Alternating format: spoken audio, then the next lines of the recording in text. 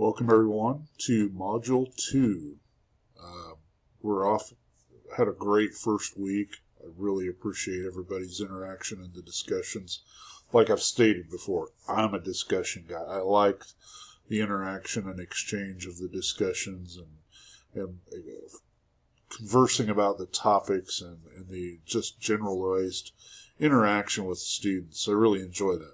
The part I don't care for is the grading part of it. To me, that's mundane and kind of boring, but I also understand the need to have feedback on your submissions. So try and provide some quality feedback on that. But great work in what I've seen in Unit 1 so far. I've started grading some of the early submissions with assignments. Some good ideas there and get some information that's being shared. One thing I do caution you on is APA formatting. So please pay attention to that, particularly reference pages. The Shapiro Library has some great resources. As a matter of fact, I believe there's a course.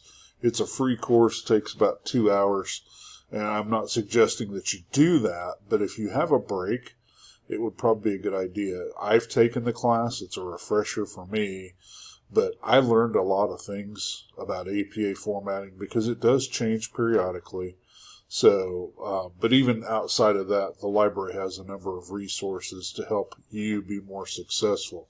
And I will tell you that is one area that I look at pretty significantly because we want to give credit and proper attributions where they're due. So just some things to think about as you're moving forward. And certainly if you have questions, reach out and ask. I'm happy to help. I'm a resource in that area as well as the subject of employee and labor relations as we move forward. So Module 2, we're talking about union and employee rights. And let's see if I can get us to advance here just a little. There we go.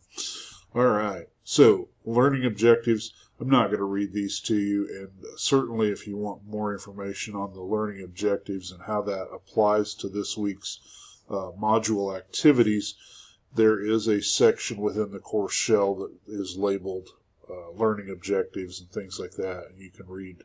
I'll be honest with you, I take that information directly from the course shell, simply summarizing it here so it gives me an anchor point to talk to you and I don't forget something, but two, it also gives you an opportunity that you can see it without having to spend a lot of time reading.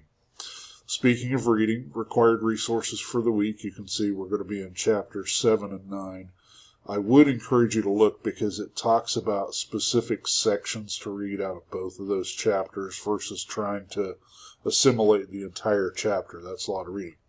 If you like to read and you've got the time, that's great.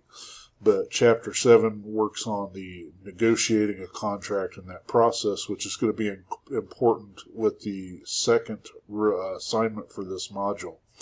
And then Chapter 9 talks a little about contract clauses and their administration, which I believe will be applicable in our first HR inbox exercise. So there's some additional reading and videos.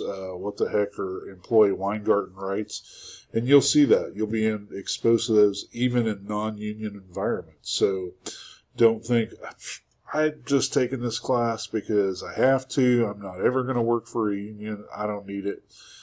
There's a lot of crossover between the two areas. So I'd pay attention to that one. The video is informative, so watch that. And then there's 3 additional articles that you can supplement your reading with if you so desire. I have only read the first one. It seems very informative, but the other 2 are probably applicable as well. Sorry, I can't talk this morning. So to finish, we've got 3 assignments. 2 that you'll submit this week. The 2.3 Project 1 is actually not due this week, but I want to get it in front of you because there's some pre-work that will have to take place. You can, again, read all about it in detail. I'm not going to bore you with the mundane facts, but there's going to be some work that you're going to want to look at ahead of time because it is going to take just a little bit more work. It's a 2-part assignment in terms of a table that needs to be completed and then your paper. You'll submit those together as a single document. So you'll insert your table within your document. If you have questions on how to do that, let me know. I'm happy to give you a quick tutorial or whatever. The assignments that are due this week are going to be 2.1, the HR inbox exercise. Like a lot of your assignments, you'll be responding to employee text messages, email type things, and looking to address those questions from the staff. And then the second one is more of a paper-based assignment.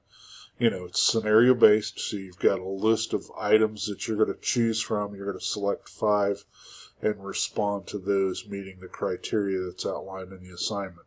Again, I would encourage you to look and see the details, review the rubric, because we grade based on the rubric.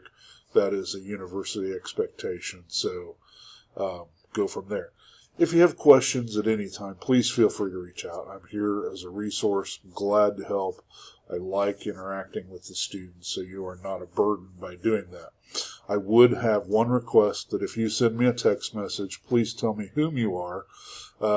This is Joe, and I'm in your HR class on employee relations or labor relations.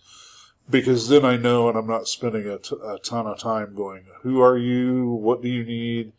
At least then I've got a frame to go, okay, it's this particular class. How can I help? And we can resolve your issue with minimal time too. So with that in mind, really, that's all I've got for the week. I look forward to seeing the rest of the assignments from Module 1 and drilling down on some of that. But we'll see you in the classroom, folks. Everybody have a great day.